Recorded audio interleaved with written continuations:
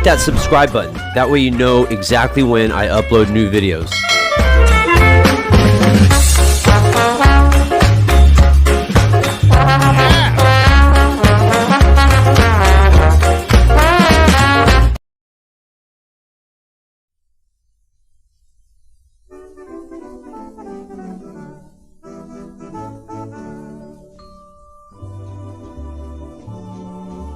So the Fox Theater was so important to the community. It was opened in February 1929. It had 1,300 seats. The theater was made of pure concrete, had state-of-the-art sound and projection system. Before it was the Fox Theater, it was the Art Theater, and that was built in 1912. The first film to show at the Fox Theater was Ghost Talks, starring Helen Twelvetrees.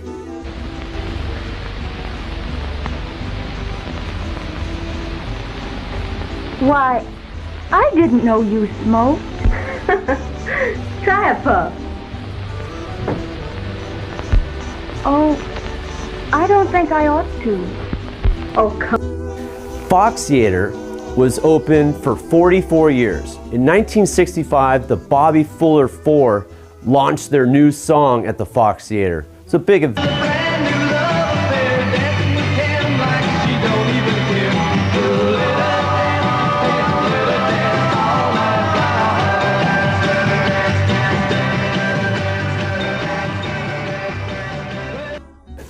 Redevelopment of the area was the end of the Fox Theater. It was purchased by the Redondo Development Agency for $200,000 in 1972. The last film that was shown in 1972 was the film Woodstock. And a man named Jim McGinnis operated the curtains that final night. And Jim McGinnis, 44 years earlier, was the man that operated the projection system on opening night. This place has a lot of history and a lot of love from the residents of Redondo. Listen to these legends talk about the Fox Theater and how great it was. Right where we think of Basin 3 today was a beautiful 1930s style theater. It was called the Fox Redondo. And it was thrilling to go to the Fox Redondo because it was so upscale, so luscious inside. When you walked in, there was a huge lobby that was carpeted, and on each side were counters to sell candy and sodas and popcorn. It had these beautiful restrooms off to the sides, and then it had stairs, great big huge circular staircases going up on each side to the balcony. And you could either of course, at that time, when you went to a movie theater, you could buy regular tickets, or you could buy balcony tickets, or you could buy loge seating, which always cost 50 cents more because they were a little bigger seats and there was a rail. And if you sat in the loge seating, you were kind of in the, I'll call it the upper class down below seats. And watch the movies. And it's very clear, and as the breakwater broke down or whatever had happened, you'd be sitting in there and you hear that rumbling. And the water was getting right up under there. Now, do you ever remember? Yeah. It'd rumble and shake a little bit. But we were young and, you know, wasn't very scary. A lot of people went to the movies there. What can you tell us about the Fox? Well, it was where Captain Kidd's and Vilzanos are today. That was it. And then right across from that was the Triangle Shopping Center, which is where Crown Plaza Hotel and the Gold's Gym are. But the Fox Theater, if I remember correctly, for 25 cents, you could see 2 feature movies, a serial. Did Tyke just say he'd go to the movies to watch a serial? That's kind of confusing. Let me explain exactly what a serial was, because they were popular. Got the kids coming back week after week after week, right?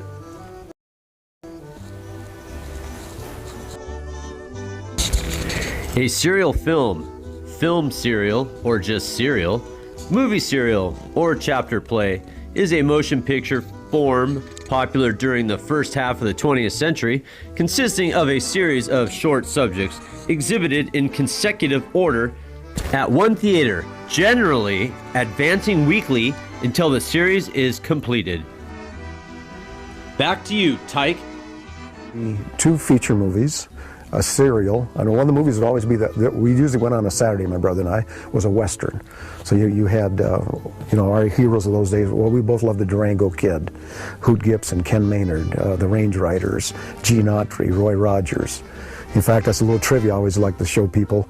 Roy Rogers started as Leonard Sly. He was a bad guy in one of the Gene Autry movies, and that's how he made it.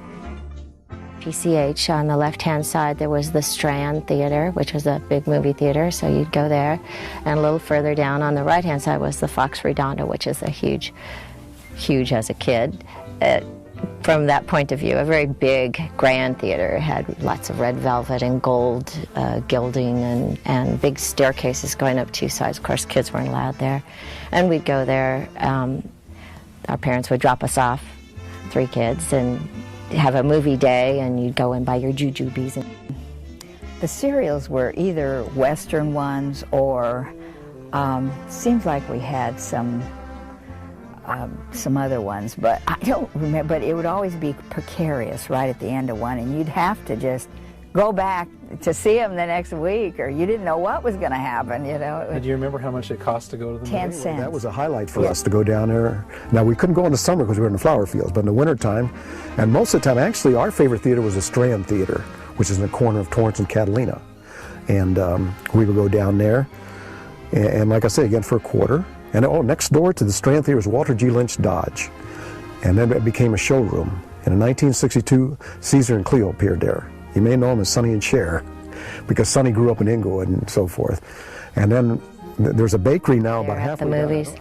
I remember back in, I would say, 1964 or something, when the Beatles movie came out, Hard Day's Night, and they were putting tickets on sale very, very early in the morning. So my girlfriend and I got up, and 6 o'clock, we walked down there and stood in line to get our tickets for Hard Day's Night and see it there. And that was all the screaming teenage girls there in the day.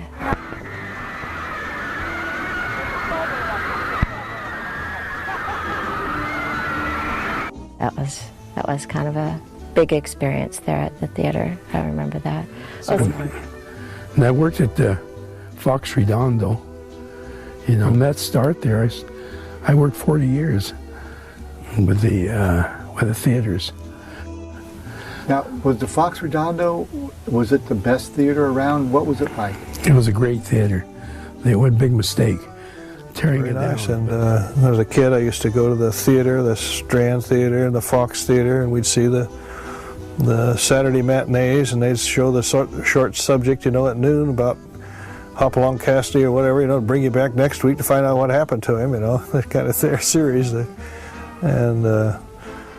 on the walls, on both sides, was a huge wall mural. And on one side was the wall mural was a balcony scene from like Florence, Italy. And the young men were dressed somewhat in Renaissance-type Italian clothing. And they were on one side with this very perplexed look upon their face, because on the other side of the theater were 2 young, very beautiful women, and they were on their balcony looking back. And I want you to know that not only... It was an interesting place because the other theaters were they were more modern and less fancy, and this one was the old vaudeville theater, and it had all the murals painted on the walls and the things that looked like balconies up towards the screen, but which they were just phony, but they had people painted in them and things like that. So it was really a grand theater. And I remember being on the fire department. It's still going. And it was a nice operation. We had 2 projectionists. I had to have 1,242 seats. You had to have over 1,200 seats. You had to have 2 projectionists, and one of them would work the lights, one would work the curtains, and they made a production out of it. Now you go into the theaters and just a blank screen. They flip the switch and the movie starts. But at that time they took pride, in what they did. Now, can you describe the inside of the Fox Redondo to me? Was it a nice theater? Yeah, first class. We had balcony and the main floor, and they could smoke in the balcony, and we had the regular seating, and then there was in front. Water, but so whoever told you that they didn't have rats is not true. I mean, they were not little rats, believe me, they were that big. I wasn't exaggerating. You know, there were some little ones, and I killed those too. Mean. When I was scared to death of them. By there, and in later years, they started having rats, you know, and they were rats. They looked like big rats, mice. they looked like mice. They looked like cats, the size of a cat. You know. Oh yeah, there were rats in the Fox Theater. You could feel them run across your feet because of the candy and the popcorn that got dropped in there. You know, you'd be sitting there and then you go, "What was that?" You know, and then they'd be running around. And you'd hear noises. I remember that the floors in the theater were wooden floors, and the kids used to have this thing that somebody would say, "There's a rat," and you'd get all the kids would start stomping their feet in the middle of the movie, and they're screaming, little kids.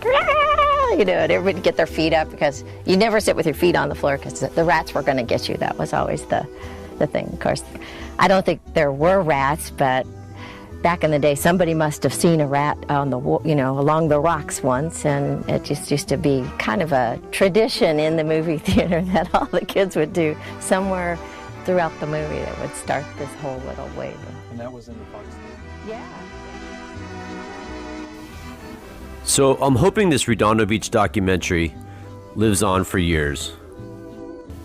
Because of that hope, I want to give honorary mention to a person who I cannot find his photograph anywhere on the internet, so that his name will be attached to Redondo Beach history for years to come.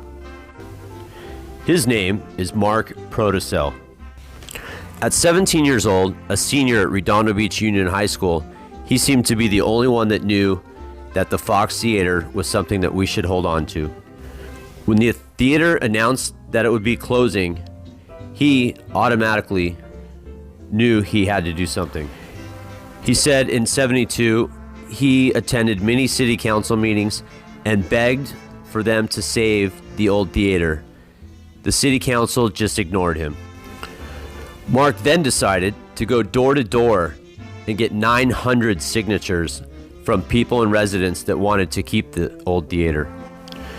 He walked into city council meeting, presented his 900 signatures in hopes to save the Fox Theater. The petition and the signatures were placed in a file, never to be seen again. He told the newspapers it was as if nobody seemed to care except him. Still, as a young kid, he decided to honor George Freeth and get a statue on the Redondo Beach Pier. With much effort and work, he was able to accomplish that. The George Freeth statue on the Redondo Beach Pier was because of his efforts. To think that a 17-year-old, long-haired, blue jean-wearing kid was the only person in Redondo Beach that knew the Fox Theater was worth fighting for is something to be said. People like Mark are an asset to the city. May his name be attached to Redondo Beach history for years and years to come. May he rest in peace, and thank you from the residents of Redondo Beach.